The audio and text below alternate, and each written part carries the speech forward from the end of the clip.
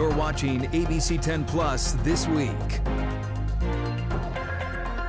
Hello, I'm Laura Painter. You're watching ABC10 Plus This Week. Many student athletes are now getting serious cash through NIL deals.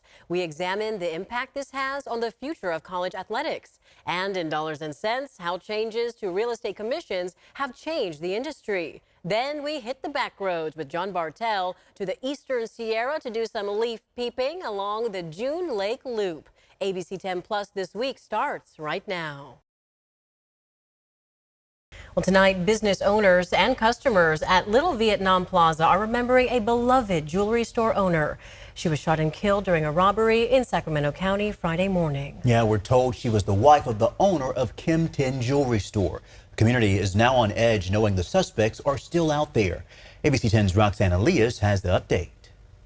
A boarded-up storefront and broken glass are what's left of Kim 10 Jewelry Store at Little Vietnam Plaza in South Sacramento. On Friday, roughly 6 suspects broke into the family-owned business, and a woman who business owners say was the owner's wife was killed during the robbery. Very sad. Somebody lost a mom, a daughter, an aunt, a sister. Nam Nguyen says he's fed up with seeing the Asian community become a target. This is the thing about the Asian community you got to understand.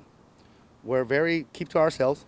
Right, we take care of our own, and we keep to ourselves. We don't like to make big hooplas out of stuff, and that's why it's always swept under the rug with us. But there's a lot of anger boiling underneath the surface. Nearby business owner Robin Ha, who has known the business owners for at least 2 decades, started a small memorial at the storefront.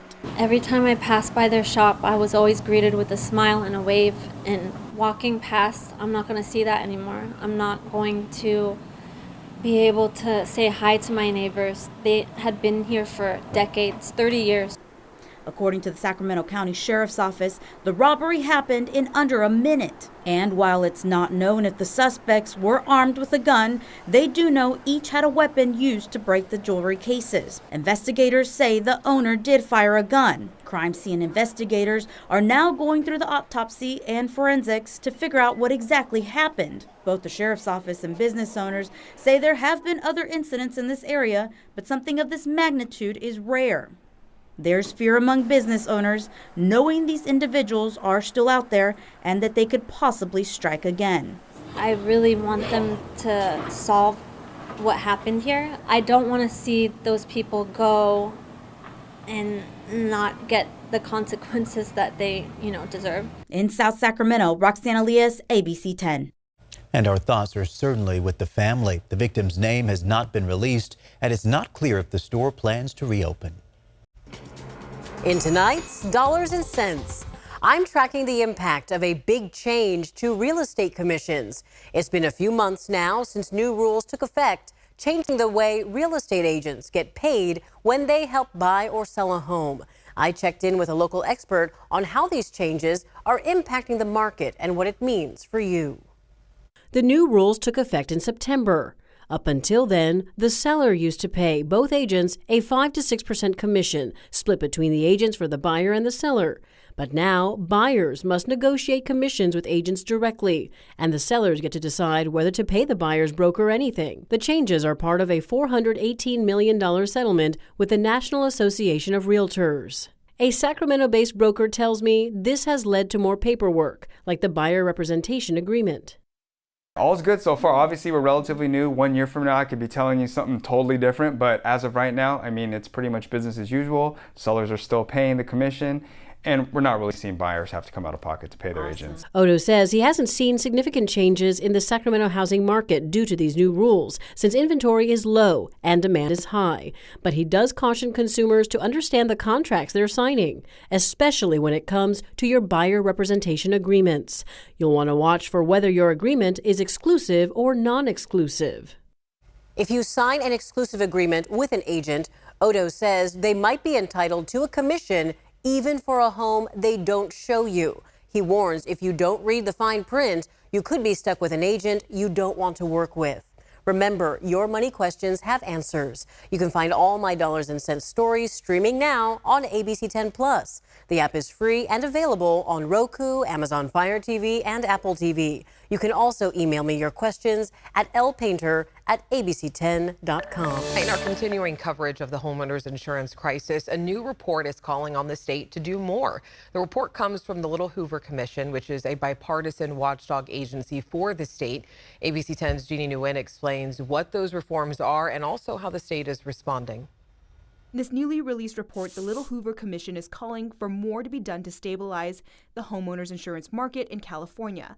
Some of their recommendations include developing catastrophic modeling regulations, requiring insurers to recognize mitigation efforts when setting rates, and defining standards for mitigating fire risks, some of which the California Insurance Commissioner told ABC 10 in a to-the-point special investigation they are already trying to implement. This is why these forward-looking models are critical to help inform what the future of California is going to look like under now extreme heat, under now sea level rise. The report released today calls out Insurance Commissioner Ricardo Lara for not showing up to discuss the recommendations with the commission. Instead, the Department of Insurance tells ABC 10 this letter was sent in Lara's place, saying Lara has been implementing these same recommendations in his sustainable insurance strategy. 2 weeks ago, the commission held a meeting and discussed changes, saying the independent panel of experts to review the design and use of these models could provide stronger oversight and transparency here. Nonprofit organization Consumer Watchdog agreed with many of the recommendations from the commission and also called out Commissioner Lara for not cooperating with the commission, saying there is a lack of public data available about the home insurance market from the Department of Insurance. To read the Little Hoover Commission's full report, it has been posted on our website at abc10.com/to-the-point. In Sacramento, Jeannie Nguyen, ABC 10.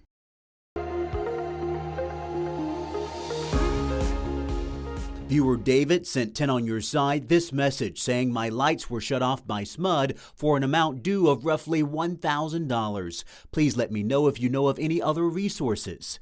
We know David is not alone. So 10 on your side went straight to SMUD for things you can do to avoid losing power. Especially right now around the holidays, right? Things could be difficult. SMUD tells ABC 10 they have multiple programs to help families facing financial challenges.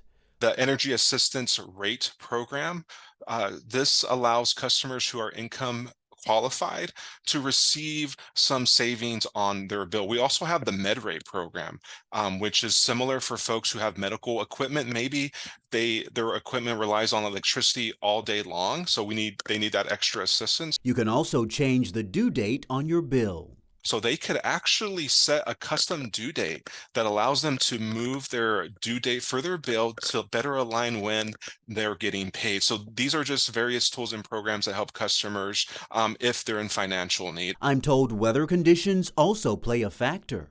Extreme weather is another consideration with respect to decisions about disconnections. So SMUD is always going to put the customer first, and SMUD will work with those customers so they get back on track. David tells 10 on your side he was ultimately able to get a payment extension, and SMUD has one simple message. Please call SMUD early. If you know that you might face a difficulty with your bill, let us know and SMUD's going to work with you. And 10 on your side is also here to help. Do you have a problem and don't know where else to turn? Email me at onyourside@abc10.com.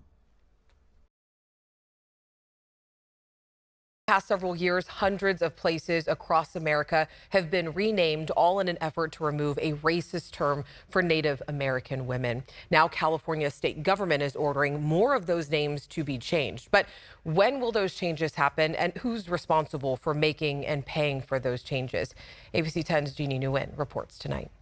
For the past several years, governments from the local to federal level have been eliminating the use of the derogatory word squaw that we will refer to in this story as the SQ word. We spoke to the organization Indigenous Justice, who is okay with using the word just once to explain what it means. It's no longer accepted in their community. This was a word that was meant to belittle, dehumanize, and, perpetuate power over Indigenous women and diminishing them to a very vulgar word for female genitalia. Following a federal push to remove the term from geographic features, Governor Gavin Newsom signed Assembly Bill 2022 into law that calls for the removal and replacement of names from any roadway signage or geographical locations that use the SQ word. Identifying appropriate and respectful replacement names, particularly replacement names that honor and reflect the California Native American tribes. In partnership with California Native American tribes, the state found the SQ word in dozens of names, including streets in West Sacramento and Sacramento County. They say the responsibility to change them lies within local governments, and it's up to those governments and agencies to figure out how to pay for the changes. In the law, it says when the city, the county, whatever public agency is in charge of that signage regularly updates the signs, they will then have to replace it with the new sign. The state says while this law goes into effect January 1st, the process of changing these names is already underway. All of this is a step towards healing from a painful past. In order to really heal from our histories, we have to be honest and tell the truth and repair those harms. And we think that this is a really positive step in that direction.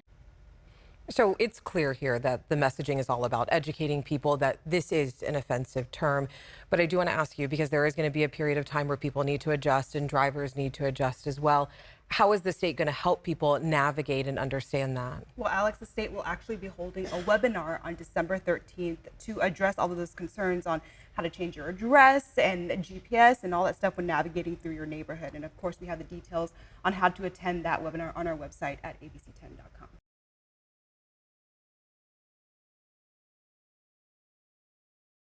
It's a golden time for athletes here in the Golden State. California became the first in the nation to allow college and high school players to profit off their name, image, and likeness, commonly known as NIL. ABC 10's Devin Truby dives deeper into how this money is changing the game. All-time leading scorer in women's college basketball. From Caitlin Clark making more than $3 million to Reggie Bush suing to recoup money that he says he could have made, NIL is making headlines. California was the first state to allow college athletes to be paid with the Fair Pay to Play Act of 2019. In 2021, the NCAA opened the floodgates for NIL. Today, the odds of being paid like a professional athlete while still in college, well, they're a little less than a Hail Mary, and they're getting better than ever before.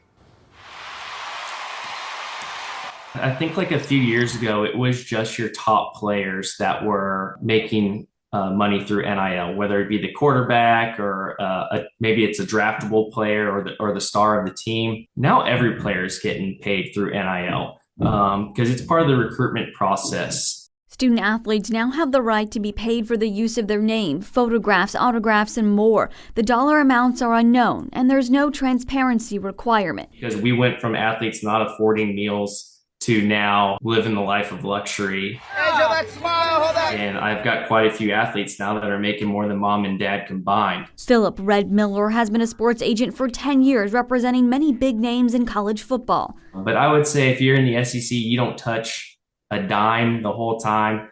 You could leave with, $400,000, at least over $250,000. Smaller schools, you could leave school with anywhere between $30,000 to $100,000 if you don't touch anything. Here's how it works. The money the school pays players comes from what's called a collective, a company formed by wealthy alumni that essentially helps raise funds. They also help with contracts like Nike or Adidas, and even getting athletes high-end cars. I completely agree with it being the Wild Wild West. These collectives are 501(c)s, and so if you're going to ask them to open their books, you're asking, churches to open their book. It's just not going to happen. NCAA rules state that money is not for recruitment, but it happens anyways, turning 17 and 18-year-old athletes into big business and their moms and dads into agents. Sometimes you'll get mom and dad that want to go in there right away and throw a number out as far as a market value on their son or daughter. And to be honest with you, that turns a lot of coaches away from that athlete, knowing it's just about the money for them and it's not about the love of the game.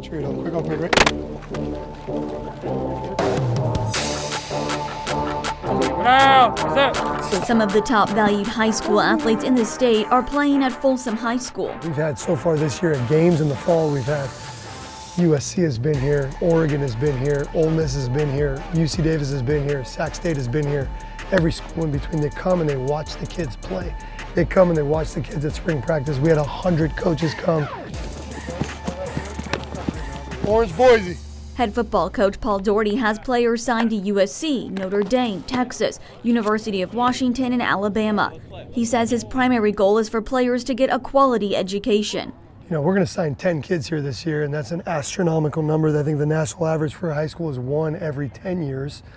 So we're just incredibly fortunate to have a ton of caliber of players that can move on and play at the next level. And for some of them, the NIL money, it's a very real thing. A very real possibility for junior quarterback and 5-star recruit Ryder Lyons. He's really present, and he doesn't need NIL money, you know what I mean? Like, he's going to be just fine. Is it going to come into play? Is it going to be a part of the conversation? Yes, it is. At Sacramento State, University Athletic Director Mike Orr says they're advertising a quality education first, but doesn't deny NIL money is a huge factor. And it has had an impact, certainly, on our recruitment of student athletes and retention of student athletes. And we are doing everything we can here at Sacramento State to build up a strong name, image, and likeness program that student athletes can benefit from, but we still have some work to do. It's why the Sac-12 Council, a group of local leaders, is raising money for a competitive NIL program as the Hornets look to move to a bigger athletic conference, raising $35 of their $50 million goal in just 24 hours. The collective is now pushing for $75 million in 10 years. This more than quadruples the current NIL fund at Sac State. Certainly will make us competitive, I would say, almost any Division I program on the western part of the country. Recently, state senators that helped make California the first state to pay student athletes called for transparency with schools' collectives. But Governor Newsom vetoed their bill, SB 906. If approved, it would have required all deals over $5,000 to be disclosed. Colleges would have to list the team, gender identity, year, and total amount provided to athletes. I agree with that. If I was an agent for a player out in California, if I was a parent of an athlete, I don't want anyone else knowing how much my son or daughter is making. The athletes get enough scrutiny through the media as far as game performance, and you throw them in a city where somebody else knows how much they're making, you're just opening the door for crime, ridicule, whatever you want to call it, but it's just not safe. A warning, with fame, money, there are no guarantees. Those I spoke to say, while a school may be willing to invest in you now, it can all disappear. It's still a long shot. As I tell athletes, you're never going to see this money again come this easily. All you have to do is you wake up, you go to school, you work out, you play on Saturdays. That's the best job in the world, if you ask me. Devin Truby, ABC 10. Devin, thank you. The NCAA requires student athletes to report deals worth $600 or more to their college within 30 days. The colleges must report NIL data twice a year to the NCAA.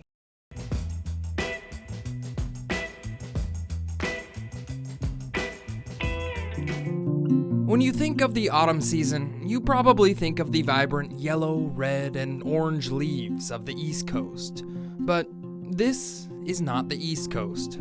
California is not known for its fall colors, but if you head to the Eastern Sierra and take the June Lake Loop, I think you'll think differently. This is the time of year that a lot of us wait for. Dude, autumn happens here too. The June Lake Loop, or Highway 158, hugs up against a stark and steep portion of the Sierra Nevada. Along the 15-mile drive, you'll pass by 4 uniquely picturesque lakes. You can just drive the loop. You don't even have to get out of your car. We get to see all these beautiful lakes, fall colors. Laura Kaler and her infant son Will help operate California Fall Colors, an online reporting database that maps out the changing leaves in real time. We have over 100 color spotters that send us reports from around the state. And one of those spotters is photographer Dakota Snyder. Every time I go out, I end up taking like 1,000 photos a day. For many visitors, the first lake you will encounter is Grant Lake. It's a bit sparse along the shoreline, but there's pockets of color that really pop if you look around up against the rocky hillside. Cottonwoods and willows and aspens all along the road. Next on the loop is Silver Lake, which lives up to its name by reflecting the bright foliage off the glassy water. Silver Lake has one of the most dense tree populations on the loop, and above it all, is Horsetail Falls. It's huge, and so that just is, makes those fall colors even more dramatic when you see this huge waterfall coming down the mountains. A good vantage point to see Horsetail Falls is from the Silver Lake Resort restaurant parking lot, which is also a good place to grab some breakfast or lunch. As you wrap around Silver Lake, there's a pull-off that leads you to a grove of quaking aspen. Be warned, you will run into other photographers waiting for the morning sun to hit the trees at just the right angle. Truly, when you're trying to capture fall colors, you're really trying to chase light. That means you're getting up really early and you're staying out almost all the way until dark, or you're playing somewhere in between. Just a little bit after noontime, a slight breeze will pick up in the mountains and you might start to see leaves at Gull Lake falling. I've learned that the leaves start to change color or fall, all depending on the weather. Cold temperatures and the amount of daylight are what really trigger things to start to change. So in the fall, as we get less and less daylight every day, that gets things going. And then the reason the Eastern Sierra is such a great place to see fall color is because we start to get those cold nighttime temperatures. Go ahead and stretch your legs. There's a few hiking trails at Gull Lake that'll get you under a nice canopy of changing leaves. Once the leaves change, how long do you really have? It's usually about 2 weeks, unless we get wind. Oh, and did I mention autumn is also a great time for fishing. What do you got there? Trout. Nice trout, huh? Speaking of trout, June Lake, which is the final lake on the loop, is well stocked with fish. I was lucky enough to see a load of live trout dumped into the lake, which was perfect timing for these fishermen. It's the most fish I've seen in my life, and I've been coming up here for years. June Lake is not only well stocked with fish, but covered in fall colors. You can easily walk from the little town of June Lake to the water's edge, and along the bank, you'll see extravagant homes hiding behind foliage, which often takes longer to change color than the rest of the lakes. Because of that elevation change, we have one of the longest fall color seasons historically anywhere in the area. June Lake Loop is kind of an all-day affair, so if you get hungry, I suggest trying the famous pizza at June Pie or grab a beer at June Lake Brewing. Each spot has a great spot to view the fall colors. Experiencing California's fall colors off the June Lake Loop, I'm John Bartel. Hope to see you on the Backroads.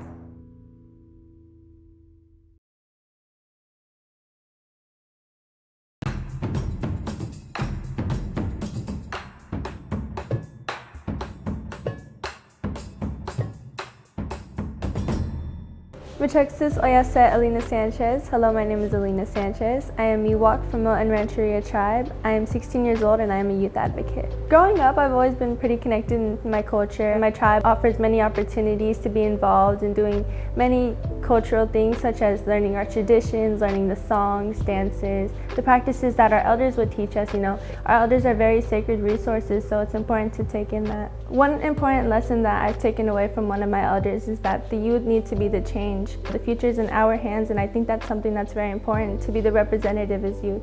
A particular issue that I'm very passionate about is the Missing and Murdered Indigenous People movement. We do a Missing and Murdered Indigenous Peoples Walk event in downtown. We march from Sutter's Landing to Sutter's Fort, and we're bringing awareness within our community of the lives that have been taken. We're bringing awareness to the lives that haven't been recognized and bringing justice to those that haven't been recognized. It's important to recognize all the Native American people that are still on our land. We're still here, we're still active, we're still striving to bring awareness to the people that are still here. So I think that's very important to highlight as a Native youth.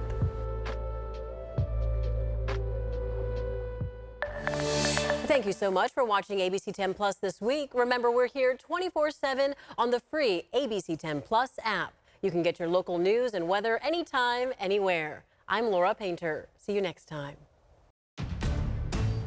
There comes a point in every rainy season when all of a sudden the storms start to level up. More wind, more rain, and more snow. This week is that week. We've got a lot of very strong systems headed your way that will impact you. What you can do and what you can't do. Of course, we will be tracking all of them this week, into the weekend, and next week, which is the week of Thanksgiving. For the latest, you can watch us on air or stream us on ABC 10 Plus. Thanks for watching ABC 10 Plus. And now that you're here, why don't we take a look around and see what else is here? The very first tile on your left is always going to be streaming 24/7. You can find us adjacent to that, breaking news if it's there. And then right next to that, a replay of the most recent newscast. Whether it's ABC 10 Morning News at 5, 6, or beyond, it's going to be there. The forecast beyond that, and then right beyond that, the news that matters the most. Now that you know the basic tiles, let's go up to the top and take a deeper dive into news. We have every single newscast that you would need, including To the Point with Alex Bell, taking a deeper dive into the issues. Beyond that, ABC 10 Morning News at 5 and 6 and 11, the evening shows as well. Below that, you can watch the top stories from To the Point. Under that, Dollars and Cents, where you can learn how to navigate this challenging economy. And below that, you can watch our award-winning ABC 10 Special Investigations, where we hold the powerful accountable. Going into weather, look, it's the 10-day forecast, getting you ready for the weekend and beyond.